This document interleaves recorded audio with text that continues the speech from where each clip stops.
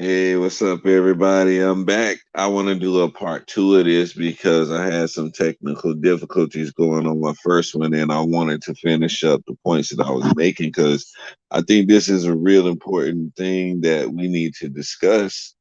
Because as the generations progress and as we evolve as a people and ideas and concepts evolve, the ideas and concepts behind relationships are evolving as well. And like I was stating, somebody had brought up the point that I made about, the younger generation not putting up with like the physical and all of that abuse from people. They'll be more quick to let go of that situation than the older generation would by the way that they were taught. And these progressions that relationships and ideas and concepts of relationships are going through is what I'm really trying to maintain a focus upon because um I look back to I love to do a comparison to where I look back to my grandparents and great grandparents and stuff and how they looked at my generations, the ones that were still alive to see my generation, and what were their thoughts about I were they thinking that we were gonna be the ones to end everything and just mess everything up, and so I take that into consideration when I think about the generations that are coming up now, which is Generation Z. And, the same way my parents was like, oh, they're going to destroy the whole world. And they really didn't have a lot of faith in our generation. But yet, we still are able to, at some point, catch on and really get our act together and start to see the importance of our role to play in the evolution of our society and the building and development of our society. And we take the torch and we ran with it as far as we could run, and now we're passing it on to the next generation, and they've got some new ideas that we're not too fond of, just like we had ideas that our parents and grandparents weren't too fond of, especially all of us who consider to call ourselves woke and liberated. See, those were the we didn't use woke back then. We were liberated and conscious. Yeah, conscious was our big thing back in the '90s and early 2000s. So now it's the whole woke nation or whatever, but it's all the same thing. There's nothing new under the sun, moon, or stars. But the the progression of it is kind of weird to us older people, and we don't understand how these kids will go out and they'll socialize through not the means like we did. You know how we did. We would meet at a social function or talk on the phone for hours and all.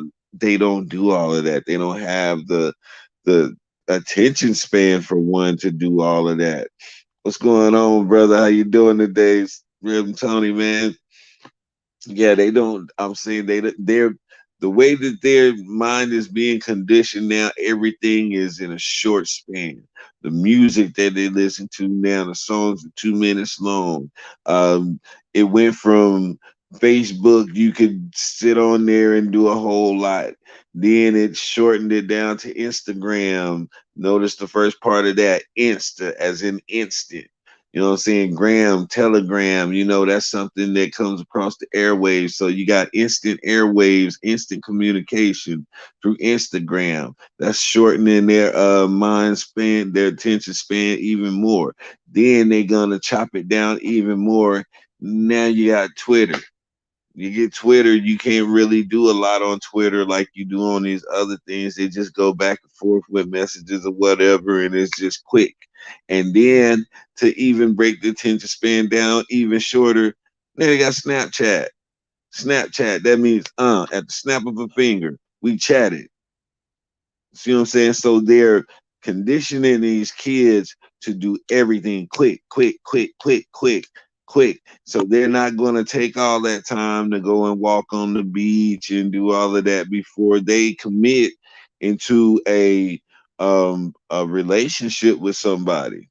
They just don't have that type of longevity conditioned into them like our generations did. So we can't expect these kids to go by the rules and the basis that we did coming up. Now, like with my daughters, for instance, and this is a great example. Um, as a father, any of you fathers out there, you're gonna teach your daughters to take their time and to wait for the right guy and this and that. And this is what we was taught, and this what we feel is the wise way to go in her finding a good mate for her, you know what I'm saying? Somebody that's compatible and all of those things. Um, but at the same time, they have a whole faster filtering way to do that that we don't even comprehend right now. And it's pretty effective. And I'm like, that's not the way that I would have done it, but whatever gets you that same end result, who am I to knock it? You know what I'm saying? So I had to understand that I can't knock the process if I don't understand the new updated process. So I had to put some respect on that. But to to try and figure out what relationship goals are. What are relationship goals? Okay, so now we've established that they are not taking a whole lot of time to commit and to really lock down in a relationship with somebody because they've done that whole compatibility thing and they really put thought before they go into a situation because they're blunt and they're going to be upfront and very direct about what they want. And if you don't meet that, then you're going to have to talk about parting ways and finding somebody else that's going to be more conducive to what you want. And so they're going to go through a lot of dates. They're going to go through a lot of that, but they're also not going to go through a lot of the emotional abuse that people put themselves through by dragging out relationships for long periods of time, far more than you need to, especially when you have nothing more than emotional ties and soul ties that are holding you together. A lot of times, sometimes you do have children in the midst, but even so, you can still have a balanced co-parenting situation, and you not have to be with each other. And so they're getting rid of that old mindset of enduring verbal and physical abuse, which is very healthy for the new generations that's coming up. And I think we're going to see the benefit in the long run for what they're doing right now in that. So I commend the younger generation for that. Um, yeah, man, I'm all about the mental health thing. I definitely want um, people to invest in this idea and not just count these young kids out, man, as far as it goes with relationships and stuff like that. Um, yeah, respect their process and just give them guidelines because like I said, there's always going to be things that you can impart into your kids, and some things will never change no matter what age you're going through and no matter uh, what level of evolution or phase of evolution the world is in right now. Some things are going to stay consistent throughout time. And so these are the things that we can remind our kids of and impart in our kids so that they can always have that balance in their life. See, everything always comes back to that balance because if they're emotionally stable and they're mentally stable and all of those things because they came up in a balanced, somewhat stable household, then you have someone that's going to be able to offer something to the world as far as healthy mindset, healthy relationship building, and contributing in those forms. And these are the things that slowly over time begins to create a better relationship model for us as a society as a whole because it paints an alternative narrative to contrary to what we've been seeing most of the time. Um, Like I said, most of our music, most of our entertainment, as far as movies, television shows, the things that we pretty much gravitate towards are intense and aggression. Intense and aggression. This is what we seek out when we're looking for new movies.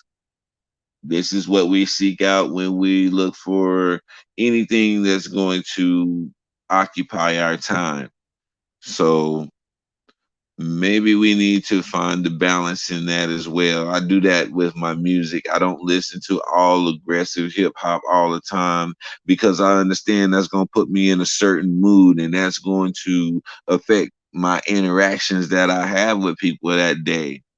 And so I listen to different styles of music based on different things that I'm going through. And we know that we do this all the time, especially my dudes who used to be out there in the streets doing dirt.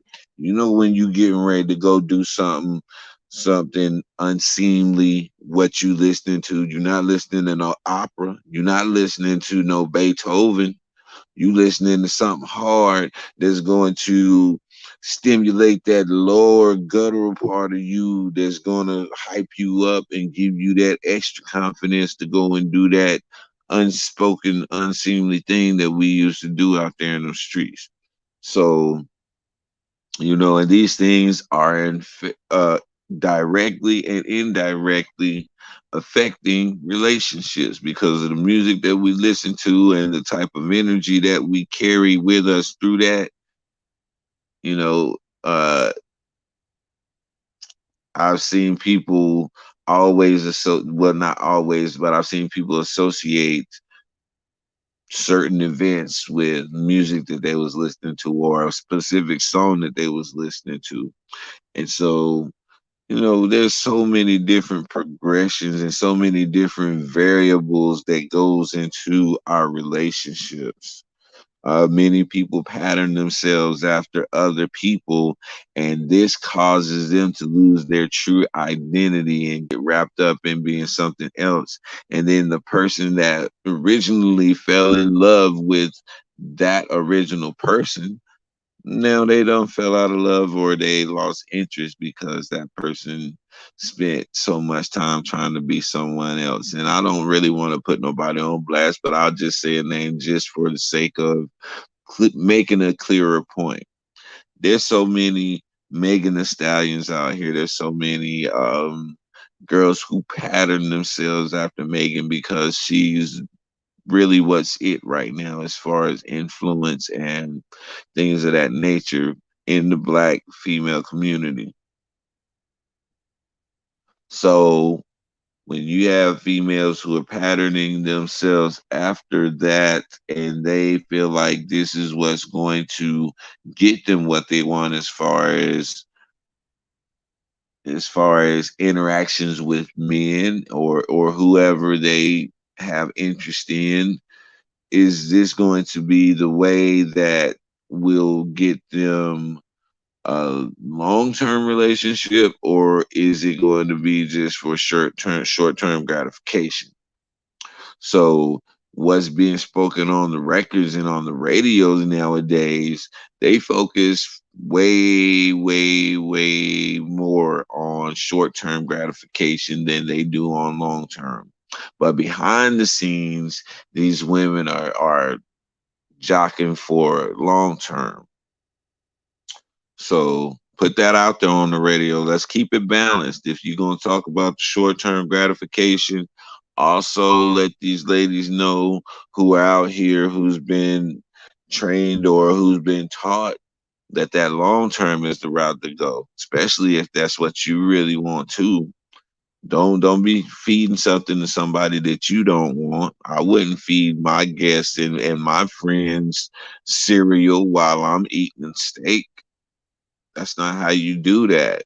And so that's what's going on in these relationships. I mean, not in relationships, but in the radio and the music industry with these females and what message they're portraying to these other ladies. You feeding them Captain Crunch while you're eating steak and filet mignon by uh, by pushing them towards seeking temporary short-term gratification while you're seeking long-term relationships committed.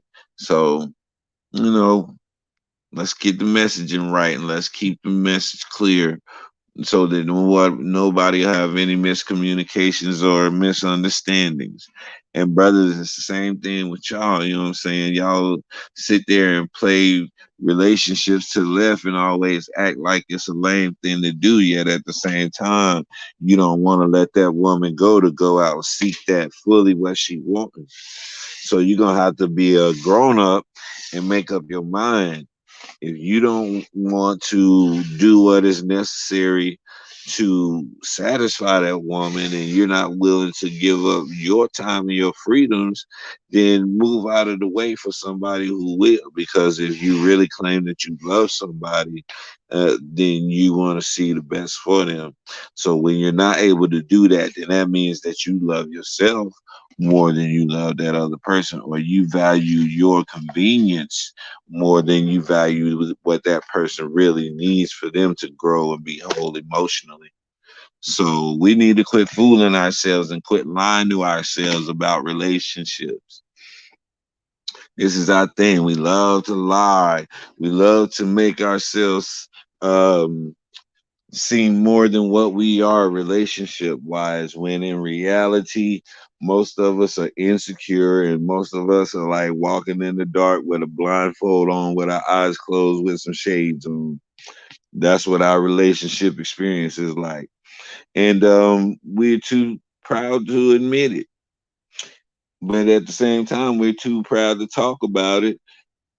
But then whenever somebody come and they confront us with it, we deny it. We deny everything because that's a scary thing to talk about your relationship and your relationship failures in particular. This is something that people hate to talk about because you do not like to look at that side of yourself and actually come to a conclusion that you are the common denominator in a lot of the failures in relationships in your life. And there's so many different avenues of relationships in our life. I'm not just talking about the inner circle relationships. I'm talking about those indirect relationships too. you know, Me and my wife often talk because, I left or parted ways from a situation or a group of people that I was very fond of, pretty fond of the people. People weren't the problem. It was other underlying issues that I had that caused me to go away from that situation. So I say all that to say this, that there's people there, and you know as my wife keeps me up to par with what's going on with those people. um I see that, like, my presence there and being around them, it was just more than just what I saw, because me, from my perspective and from my view, it was like, yeah, it was cool being around them and this and that. It was just for what it was. But me not knowing, and this is not bragging or trying to boast or anything like that, but me not knowing that I was an outlet for a person who normally people don't even talk to, or they just overlook and go by. And you know how some people, you'll say hello to them and say how you doing, but you don't even stop to hear their response. But I would stop to hear the response. And when I left, that person's interaction, went back to zero. So indirectly, my absence is affecting somebody else, and I didn't even think twice about it. That's something that I didn't even consider whenever I made the decision to leave. Yes, I considered, yeah, I like these people, I enjoy these people, but I didn't think that deep into it. I didn't think about how it affected relationships with people that I had, or because of the relationship that I had with people, how my absence from that place was going to be in their life. And so, it really taught me some lessons as far as many different things. It taught me about attachment and detachment issues. It taught me about um, comfort. It taught me about being a confidant. It taught me about emotional support. Taught me about so many different things as far as related to a relationship. And I still hold the people dear, and they're still my people. But it's just, you know, we can still love each other and not agree on some things. And that's another part of relationship, is being able to love each other and not think the same thing. I want to love you because of you, not because of not because you think the same way that I think and you agree to everything that I say, and we like all of the same things, because that's an old trope that they used to always put on people. Oh, he's just so perfect for me. We love a lot of the same things. We have so much in common. uh, Oftentimes those are not the people that you end up falling in love with in reality. People that you end up falling in love with be somebody who's the total opposite of everything that you take interest in, because it's like something new, it's something different that you haven't experienced, and it's exciting and all of those things like that. So um just keeping the reality in relationships. um Yeah, I've seen my grandparents' relationship. I've seen my parents' relationship. I've seen uncles and cousins. I've seen all the different types of relationships. I've seen gay relationships, straight relationships, all types of relationships.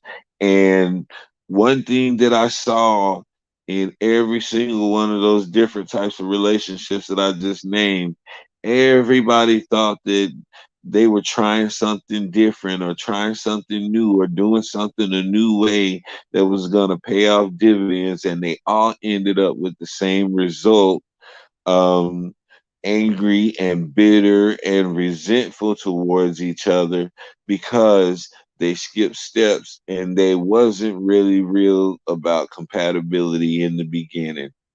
Whenever you showing somebody a facade and they bite hook, line, and sinker, and that's going both ways, you really take that aspect out of your relationship. So you're falling in love with that facade. And then when that facade starts to break down, now you just stuck with the person. So that goes back to the being invested emotionally, but you're being tricked into doing that. So, yo, these kids nowadays, they don't give you time to do that. They don't give you time to build up a false facade. They're gonna dig deep and they're gonna probe real fast. They're gonna get real deep into your business real quick, because they have all of these little apps where they can pull up this and that. And once they get your name, they can pull up all of your social medias and see what you really own. And so you can lie to some of the people some of the time, but you can't lie to all of the people all of the time. So yeah, I'm liking the way that this generation is going as far as accountability. That's something that lacked for I'll say the last 4 decades, was accountability. And now they're starting to get back to it. So that's a good thing. I'm feeling excited about that. It renews my confidence in this younger generation, because relationship is going to be the starting point for the healing process for this nation, if we're ever going to get to that point. So hey, y'all be sure to go over to Self Awareness TV and check out Reverend Tony. He be dropping some knowledge and some jewels. Go check out my man, Dr. Walls. He be dropping the same. Appreciate everybody for tuning in. It's your boy D Mac, man. Y'all know what I say. Sticks and stones can break your bones, but the word can always heal you. I'm out.